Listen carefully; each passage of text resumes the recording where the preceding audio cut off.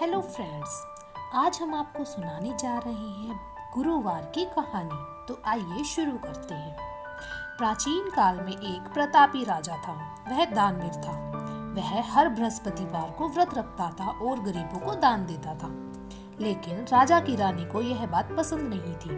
वह न तो व्रत करती थी और न ही दान करने देती थी। एक दिन राजा शिकार करने जंगल निकला। रानी अपनी दासी के साथ घर पर ही थी। उसी समय गुरु बृहस्पति देव साधु का रूप धारण कर राजा के दरवाजे पर भिक्षा मांगने आए। लेकिन रानी ने साधु को भिक्षा देने की बजाय टाल दिया। साधु ने दोबारा भिक्षा मांगी। रानी ने फिर काम बताकर कहा कि कुछ देर बाद आना। साधु ने कुछ देर बाद फिर भिक्षा मांगी। इस पर रानी नाराज हो गई और कहा कि मैं इस दान और पुण्य से तंग आ गई हूँ। आप कुछ ऐसा उपाय बताएं जिससे मुझे इस कष्ट से मुक्ति मिल जाए। बृहस्पति देव ने कहा कि अगर तुम ऐसा ही चाहती हो तो मैं तुम्हें जैसा बताता हूँ तुम वैसा ही करना। गुरुवार के दिन तुम घर को गोबर से लीपना, अपने केशों को पीली मिट्टी से धोना, केशों को धोते समय स्नान करना, राजा से हजामत बनाने को कहना, भोजन में मांस मदिरा खाना, कपड़ा धोबी के यहाँ धुलने डालना। इस प्रकार 7 बृहस्पतिवार करने से तुम्हारा समस्त धन नष्ट हो जाएगा। इतना कहकर साधु रूपी बृहस्पति देव अंतर ध्यान हो गए। साधु ने जैसा बताया रानी वैसा ही करने लगी। 3 गुरुवार बीतते ही रानी राजा की समस्त संपत्ति नष्ट हो गई। यहाँ तक कि भोजन के भी लाले पड़ गए। घर की ऐसी स्थिति देख राजा दूर देश कमाने चला गया और घर में रानी अकेले रह गई। रानी ने एक दिन अपनी बहन के पास अपनी दासी को भेजा और कहा कि वहाँ से कुछ मांग ला जिससे घर का काम चल सके। उस दिन गुरुवार था और रानी की बहन बृहस्पति व्रत की कथा सुन रही थी। रानी की दासी वहां पहुंची और रानी को सारी व्यथा सुनाई, लेकिन रानी की बहन ने कोई जवाब नहीं दिया। ऐसा देखकर रानी की दासी वहां बिना रुके ही वापस चली आई। दासी ने रानी को सारी बात बताई और कहा कि आपकी बहन ने किसी प्रकार की मदद नहीं की।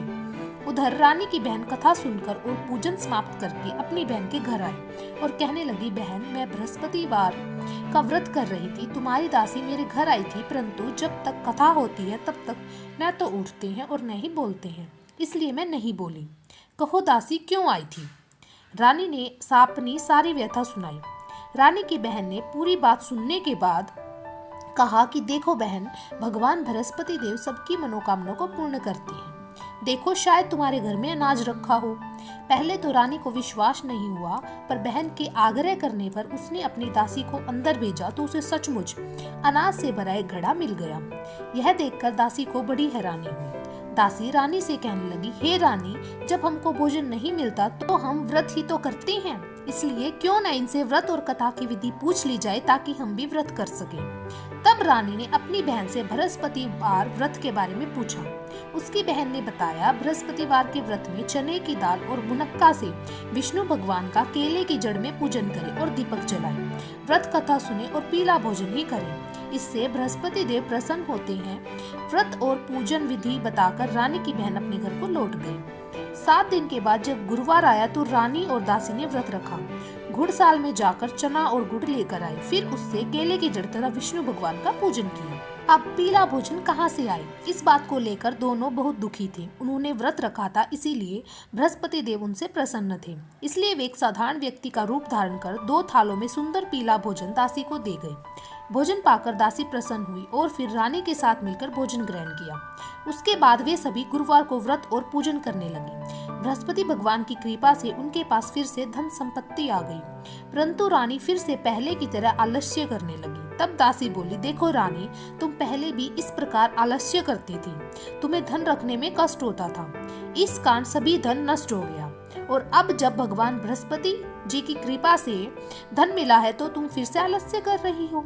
रानी को समझाते हुए दासी कहती है कि बड़ी मुसीबतों के बाद हमने यह धन पाया है, इसलिए हमें दान पुण्य करना चाहिए, भूखे मनुष्यों को भोजन कराना चाहिए और धन को शुभ कार्यों में खर्च करना चाहिए, जिससे तुम्हारे कुल का यश बढ़ेगा, स्वर्ग की प्राप्ति होगी और पितृ प्रसन्न होंगे। दासी की बात मानकर रानी अपना धन शुभ कार्यों में खर्च करने लगी, जिससे पूरे नगर में उनका यश फैलने लगा। समाप्त।